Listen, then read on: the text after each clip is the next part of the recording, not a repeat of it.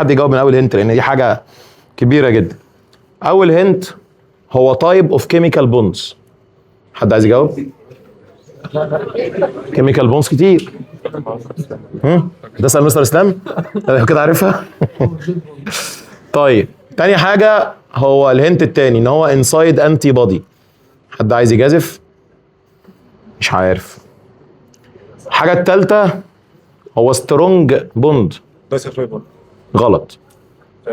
اصبر. هو انت مش هم اقول الهنت الرابع exist between amino acids. طيب بيبتايد بوند صح. باشا تسرع طبعا اهو للمصداقيه اهي عشان ما يجيش يقول لك ان انا غيرتها ولا حاجه. فهي طبعا بتوين. لا ما شافش اللي تحتها انا مخبيها ما تخافش. فكده 2-2. نروح للتخمينه اللي بعدها. التخمينه اللي بعدها هو تايب اوف انتي بوديز. نوع من انواع الانتي بوديز. حد عايز يجاوبه؟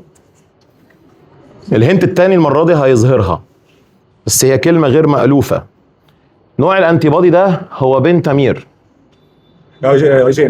اي جي ام صح. بنتامير يعني خماسي فطبعا اي جي ام. كده ادهم جاي يشجع.